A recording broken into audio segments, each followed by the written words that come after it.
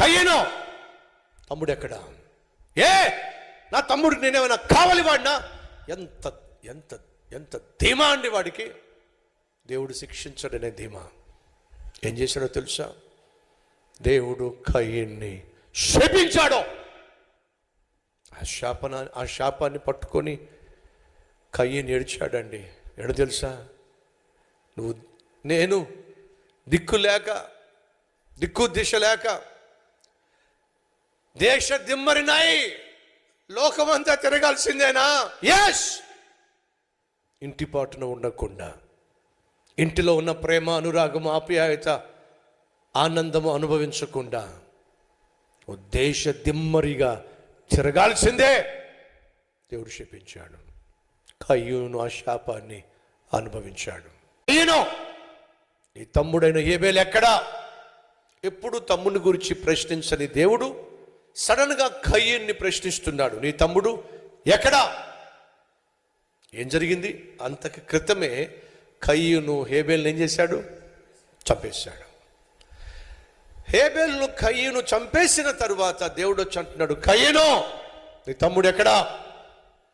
కయ్యూను అర్థం చేసుకోవాల్సింది. ఎప్పుడు నా తమ్ముని గురించి నన్ను అడగల దేవుడు, కానీ ఇప్పుడు అడుగుతున్నాడు.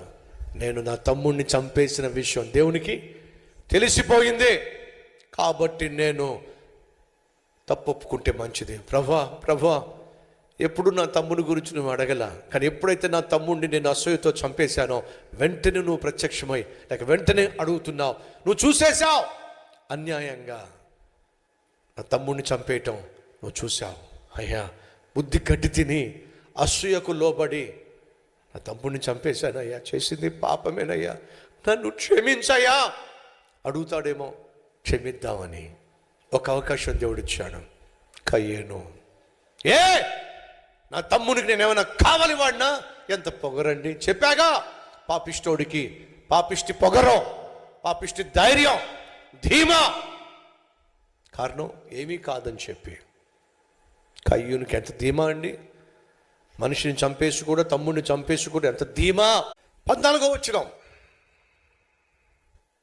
12వ వచనం. ఈ భూమి మీద దిగులు పడుచు, 12వ వచనం 2వ భాగం.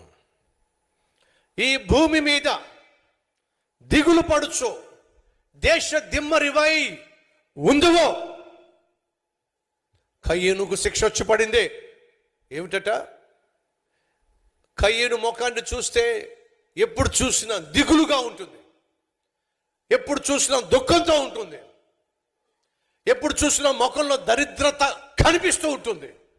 అంతేకాదు, ఒక చోట స్థిరంగా ఉండలేడో, ఒక పని స్థిరంగా చేయలేడో. అస్థిరత్వము నిన్ను అంటుకొని ఉంటుంది. దేశ దిమ్మరివై నువ్వు సంచరిస్తావు. అప్పుడు కయ్యూను అన్నమాట ఏంటో తెలుసా? అందుకు కయ్యూను, నా దోష శిక్ష నేను భరించలేనంత, అయ్యో నువ్వు నన్ను శిక్షిస్తున్నావు, ఆ శిక్ష నేను భరించలేనయ్యా. వింటున్నావా? కయ్యూను ధీమాగా తప్పు చేశాడు, ధీమాగా చంపేశాడు. ఇప్పుడు ఏడుస్తున్నాడు. ఏమని ఏడుస్తున్నాడో తెలుసా? నా వల్ల కాదు ఈ శిక్ష భరించటం. ఆ రోజు నీ జీవితంలో రాకుండా ఉండాలంటే నువ్వు కూడా, ప్రభువా నా వల్ల కావటం లేదయ్యా, భరించలేకపోతున్నానయ్యా, ఈ బాధను భరించలేకపోతున్నా, ఈ శిక్షని భరించలేకపోతున్నా అని నువ్వు ఏడ్చే రోజు రాకుండా ఉండాలి అని అంటే ఈరోజే దేవుడు నీతో సూటిగా మాట్లాడుతున్నాడు. కాబట్టి నీ జీవితాన్ని దిద్దుకుంటే మంచిది.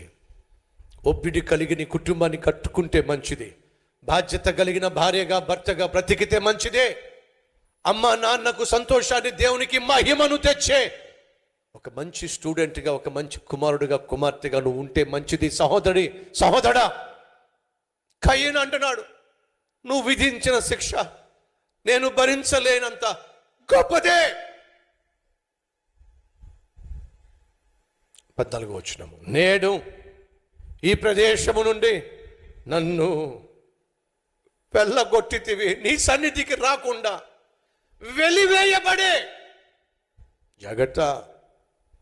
దేవుని సన్నిధిని నిర్లక్ష్యం చేస్తున్నావు, దేవుని మాటను నిర్లక్ష్యం చేస్తున్నావు, దేవుని హెచ్చరికను నిర్లక్ష్యం చేస్తున్నావు. కాబట్టే దేవుని సన్నిధికి నువ్వు ఆలస్యంగా వస్తున్నావు, నిర్లక్ష్యంగా వస్తున్నావు.